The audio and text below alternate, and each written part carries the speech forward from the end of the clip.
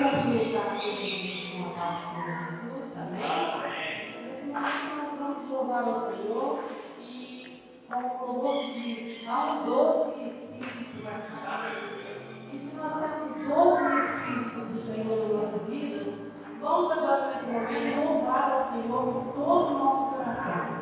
Vamos deixar então que o Senhor sonde o nosso coração nesta manhã. E vamos então cantar com todo o nosso amor. Há um doce Espírito aqui.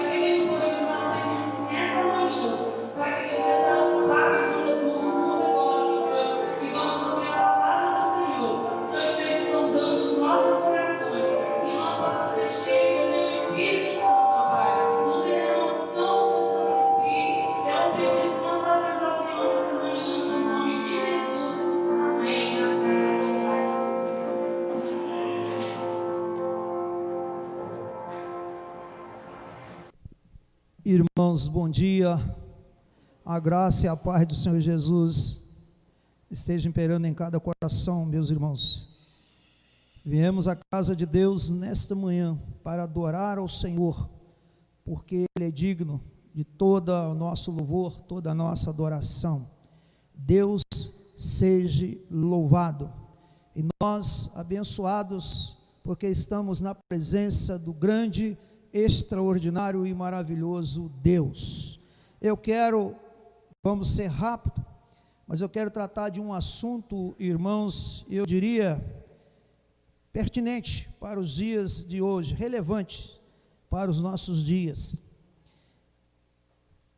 Eu quero ler com os irmãos Efésios capítulo 4, apenas 2 versos, quando Paulo vai levantar um clamor para a unidade da fé, quando ele diz: rogo-vos, pois eu, o prisioneiro no Senhor, que andeis de modo digno da vocação a que fostes chamados, com toda a humildade e mansidão, com longanimidade, suportando-vos uns aos outros em amor. Que Deus aplique essa palavra em nossos corações. Irmãos, o grande desafio que estamos vivendo nos últimos tempos é exatamente, irmãos, construir boas amizades. Confesso aos irmãos, e assim entendo, respeitando quem pensa o contrário, de que nunca houve uma necessidade tão grande de relacionarmos bem com o nosso próximo como nos dias de hoje. Para construirmos boas amizades. As amizades ou as boas amizades, bom amigo, sempre nos levará aos bons lugares. E não é diferente na igreja.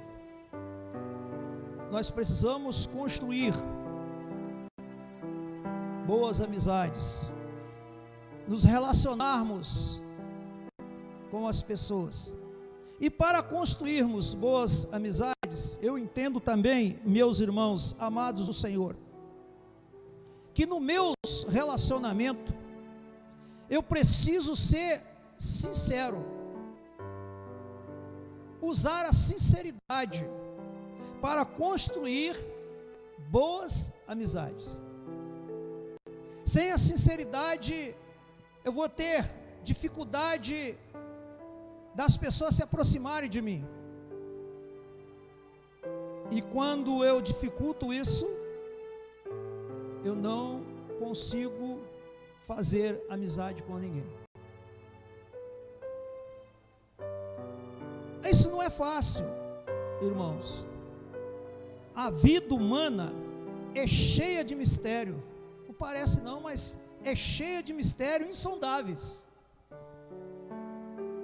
Entender o outro é um desafio intransponível.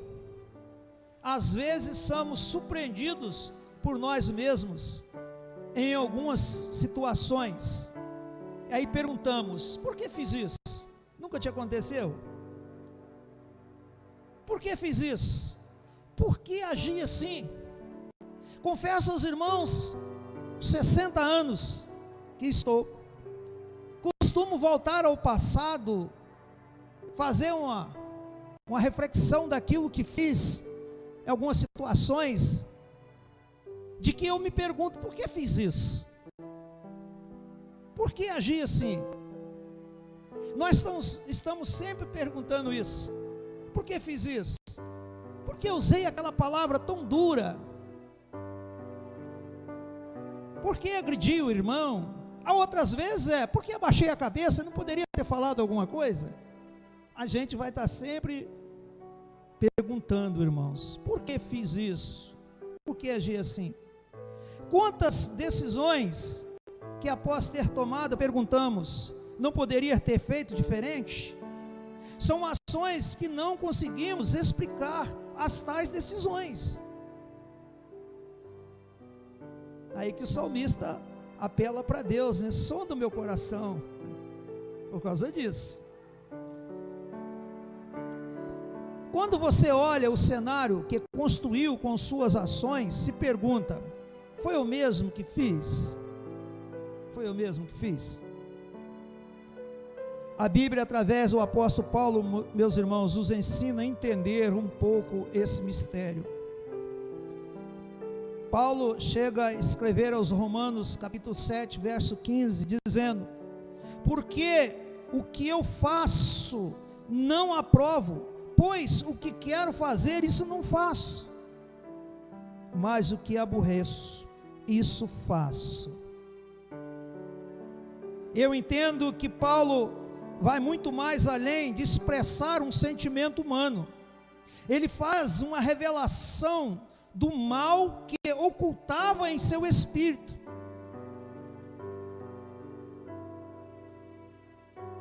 Dentro da nossa faculdade mental, de nosso senso de bondade, nós praticamos a maldade ainda que não queríamos praticar. Isso aconteceu com os cérebros, os ícones, ou ícones da humanidade, os ícones da paz, como Gandhi, Kennedy, Madre Teresa de Calcutá, Nelson Mandela e outros, tiveram seus conflitos e relacionamentos, causado por efeitos colaterais e propósitos maléficos, que não é fruto de uma alma, ou que é fruto de uma alma doentia.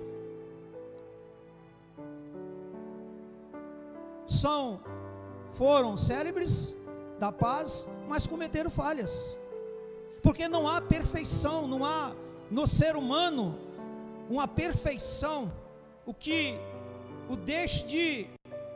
o isenta de perversidade, de maldade, de coisas erradas, porque somos humanos.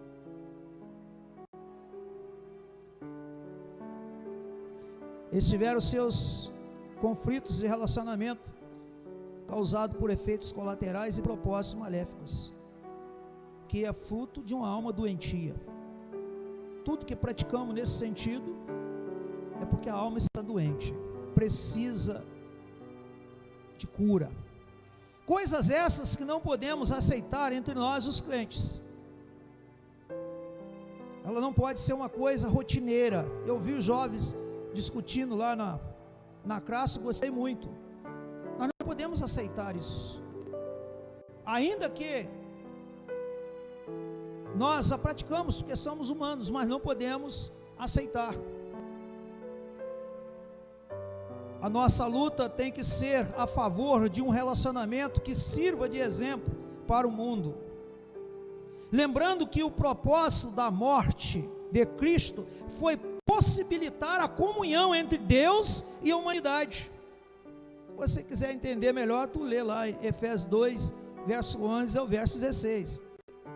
Eu entendo que para nós os crentes vai ser um pouco mais além disso.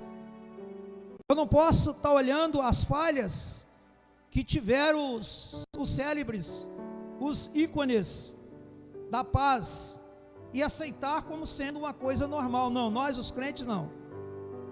Nós precisamos ir além disso, um pouco mais além disso.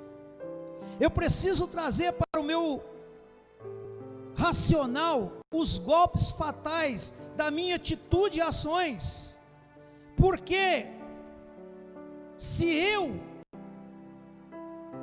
descarregar no outro, mesmo de uma forma voluntária, além da minha morte, eu mato o meu irmão. Sabia? E às vezes a gente não tem cuidado com isso. Paulo fala aos Romanos 7,15: porque nem mesmo compreendo o meu próprio modo de agir, pois não faço o que prefiro, e sim o que detesto. Olha o que a coragem que o apóstolo Paulo teve de falar isso, irmãos, de expressar isso.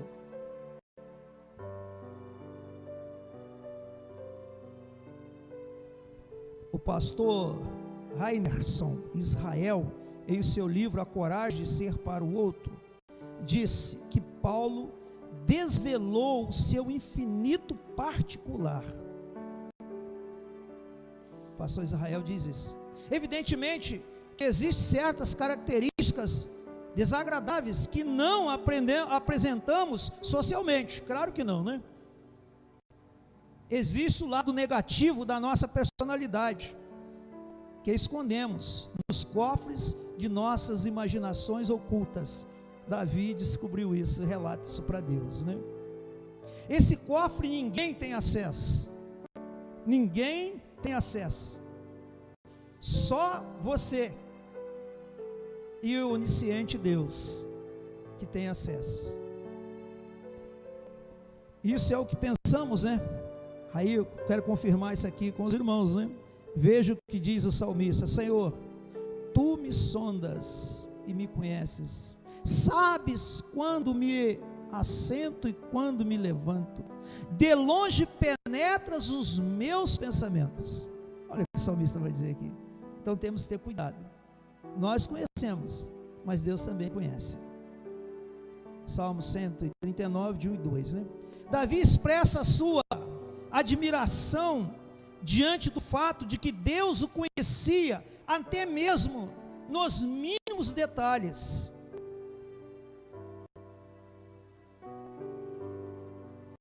Talvez Paulo estivesse pensando nas palavras do salmista e teve o mais extraordinário coragem de dizer o que nós muitas das vezes não temos.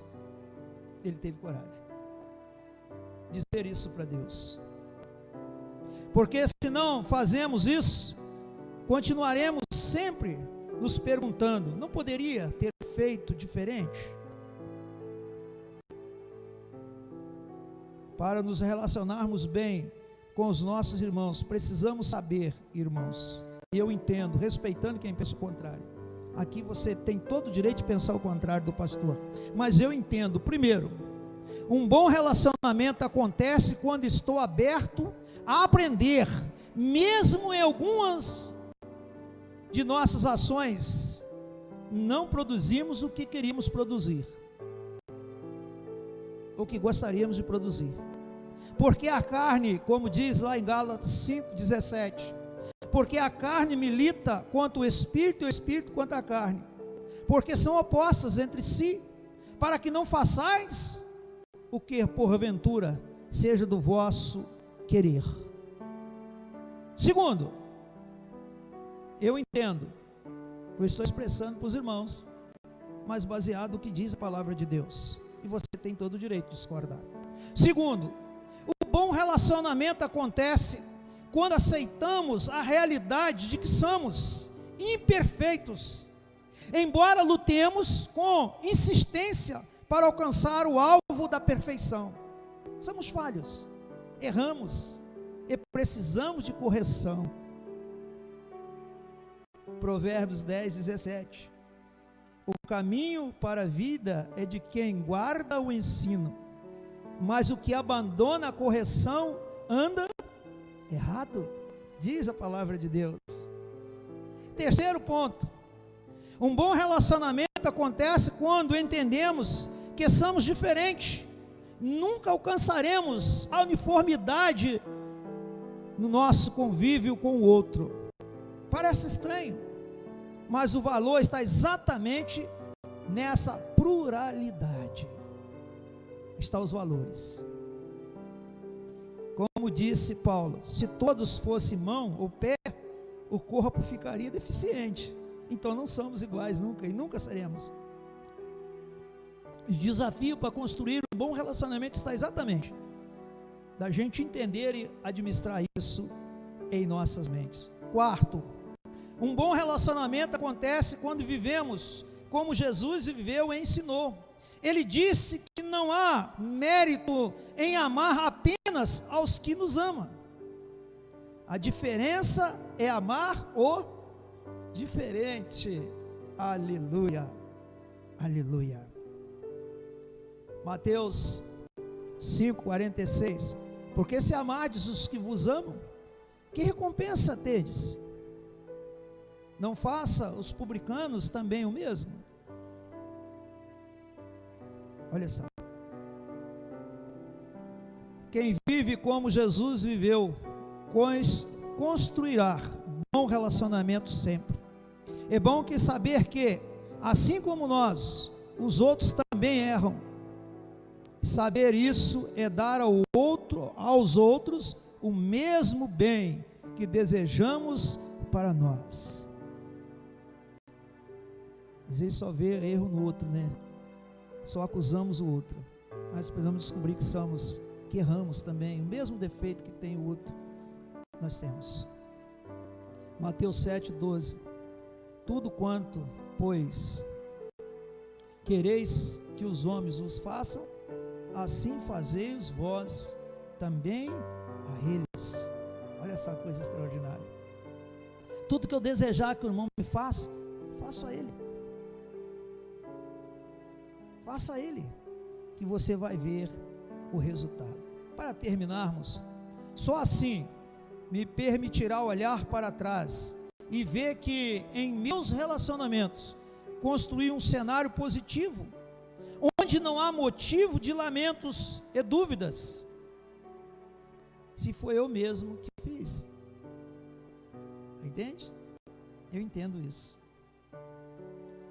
Outra coisa para nós terminarmos: o crente é a semelhança de Cristo Jesus. Ele é um proclamador dos relacionamentos bons e age em tudo para que a sua igreja tenha esse estilo de vida, trabalhando com dedicação total pela estabilidade relacional entre os irmãos, que iguais a Ele, Cristo Jesus salvou. Que Deus te abençoe, meu querido e amado irmão. Vamos construir um relacionamento com o nosso próximo que nos surpreenda cada vez mais, e saber que Cristo está presente, nos abençoando e nos possibilitando a isso. Deus te abençoe, em nome de Jesus.